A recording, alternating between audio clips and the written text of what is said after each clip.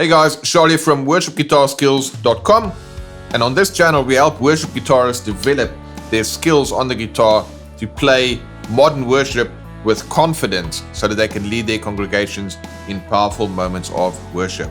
Now in today's lesson, I'm going to little bit do a recap of what we checked out in the previous two videos, which was all about how to use those 4 2 voicings, and I'm going to literally give you the roadmap how you want to go ahead and learn these voicings in different keys, different progressions, and different positions all over the guitar neck, so that you're never stuck for a voicing and that you can just play to your heart's content no matter what song you're playing or what key you are playing that in. Now, if you're not already subscribed, make sure that you subscribe to the channel. Hit the bell icon, you'll get notifications whenever we release new videos just like this one. So with that said, let's dive right into today's lesson. All right, so now I want to give you the exact same 10-step process that we give our Worship Guitar Club members and our Worship Guitar Skills coaching members on how they can go ahead and learn these shapes so that they can become proficient all over the neck, any progression and any key. Step number 1 is you want to learn the shapes. Now, if you've watched the first video in this series, the link is in the description, you already know it. It's so simple. This is shape 1, this is shape 2, and this is shape 3. Literally just that. Very importantly, in addition to learning the shapes, you need to know that for a G major, it's shape 1, that's my root. For G major here, that's shape 2, that's my root.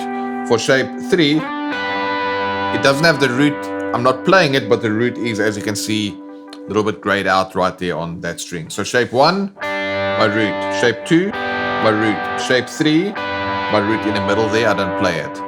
If I want to play over G minor, I can use this exact same one, because it's technically a G power chord. So there's my root. There's my root for G minor using shape 2. And there's my root still for G minor there using shape 1. So how cool is that? I can play 3 versions of G major and 3 versions of G minor using just those 3 shapes. So that is step number 1. Learn the shapes and pay attention to where the root notes are. And of course, this goes without saying, you need to know where to find the notes on the guitar, specifically in your 2nd, 3rd, and 4th strings, because then you can play G or A or F sharp, minor,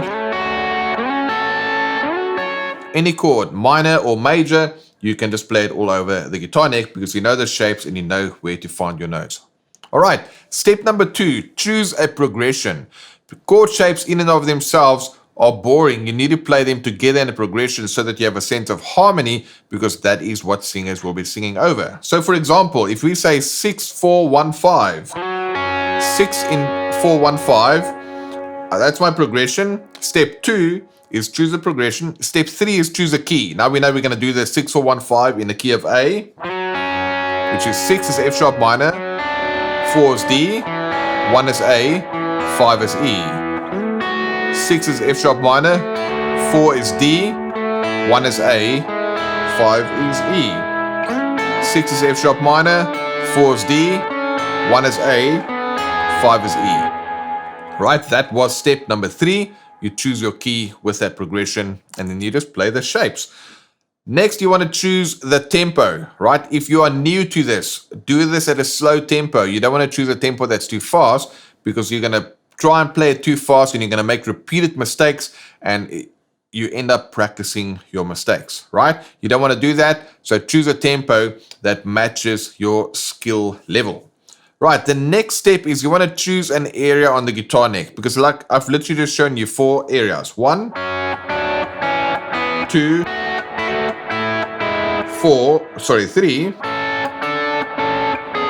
and the 4th position, which is the same as the 1st position, an octave higher. So you want to choose one of these areas. Don't try and play across the whole neck. You want to work with what I call constraints. Constrain yourself to one area. Your brain will be able to be way more creative, because now it can ignore the other area, so it's less stuff to think about. And since we're only using these 3 chord shapes, also less shapes to think about, and therefore you cannot really get into the habit. Right, then you want to go ahead and play that progression in the key that you've just chosen, play it on the specific position with a track, right? So you might say, I'm going to do this low. You're going to play that with a track. All right. In fact, let me quickly show you with a backing track what that will sound like when I play it in the low position, and then the medium position, the middle here, the higher position, and then the low an octave higher. Let's check it out.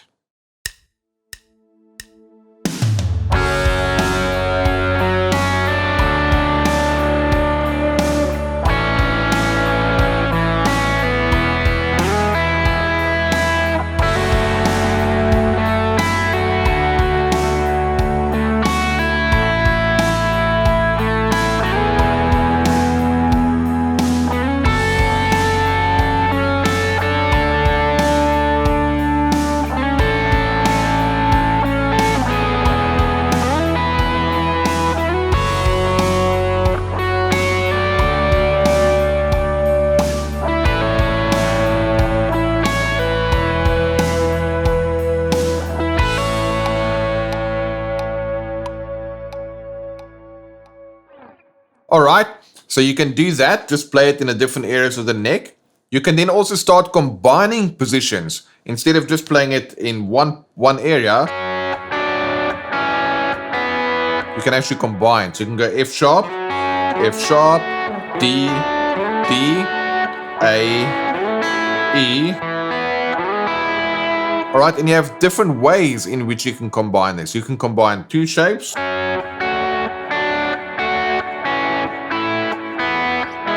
You can combine three shapes.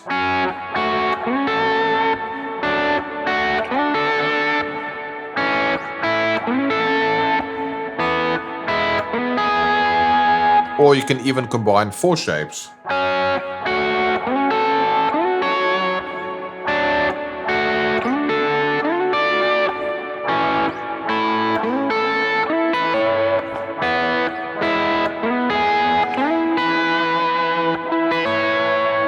All right, and then you can see I'm adding in embellishments, which is step 9. Let me quickly show you with the track these combos. We call it our double combo, combining two shapes, our triple combo, combining three shapes, and our quad combo, combining four shapes. Let's check it out right now.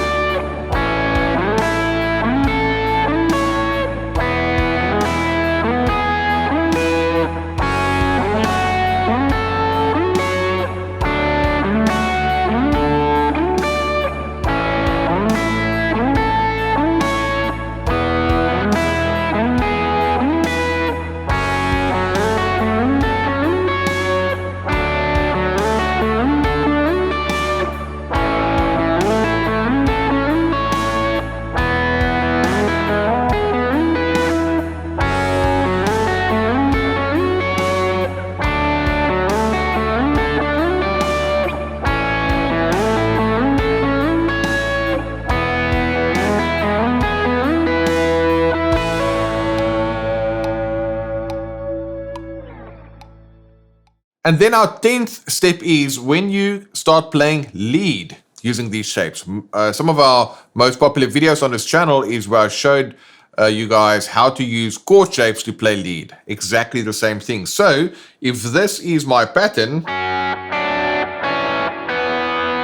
then I can play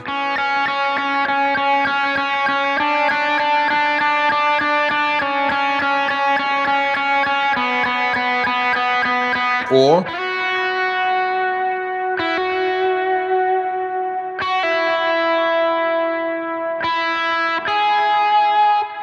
you just use your same shapes, but then you just play that top note. Let's cut to another video where I did exactly that. Use these same chord shapes, but only played the B string in order to get a lead line that cuts through the mix.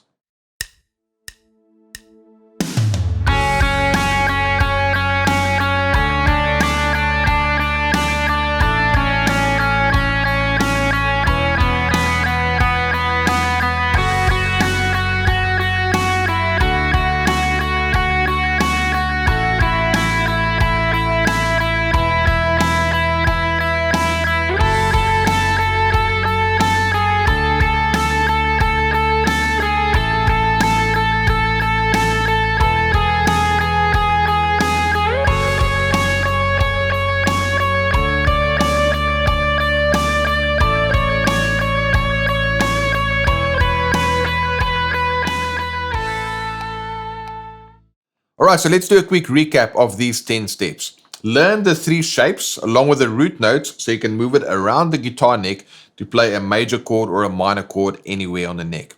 Step 2, choose a progression, right? Step 3, choose a key. Step 4, choose a tempo. Step 5, you're going to choose one area on the neck, low, medium, high, or very high, which is the low position, just an octave higher. Then the next step is you want to play in one position of the neck. Either just play that progression in the low, middle, high, or very high position. Then you want to start combining those positions together in what we call our double combo, our triple combo, and our quad combo. Then you want to start adding in embellishments. All that means, instead of just playing F sharp to D, I might do a slide.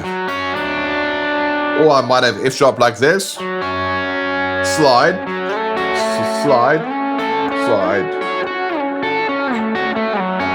Or hammer-ons and pull-offs and slides. So hammer-ons, pull-offs and slides, those are lovely embellishments to give these shapes some character.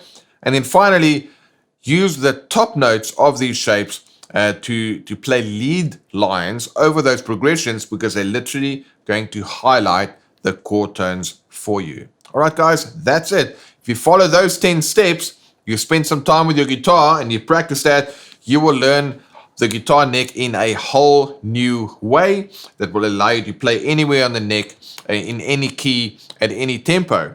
And that is a massive feat, because most guitarists don't have that sense of freedom. All right, guys, I hope you enjoyed that little breakdown and that kind of formula and how you can go ahead and practice this stuff in your own playing. And if you'd like to learn more about this and you'd like to get my help to give you like 240 backing tracks that you can jam along with and show you exactly a whole series and tabs and examples and resources and whatever the case may be using these simple 3 shapes, then I'd like to invite you to check out our Worship Guitar Skills Club. All the details are in the description below, and that is where we can really go deep and spend weeks and months diving into this content and basically guide you along the whole process. All right, guys, thanks so much for watching. If you found value in these videos, please like it, leave a comment, subscribe if you're not already subscribed, and share this with a friend. That really helps us to basically get the word out so we can help more worship guitarists take their playing to the next level. All right, guys, thanks so much, and I'll see you in the next video. So if you're looking for more detailed breakdowns, check out the Worship Guitar Club, where we offer deep dive tutorials with additional resources like PDF transcriptions and play along tracks. Plus, we supercharge all our video lessons with cutting edge technology allowing you to see the tabs in real time alongside the video. We can loop sections, slow down parts, and add in fretboard view and much more. You're also getting access to the Worship Guitar Skills Lounge, where you can chat with myself, other WGS teachers, and worship guitarists across the globe, along with monthly live Q&A sessions. All this incredible value for a very low price. Check it out at worshipguitarclub.com.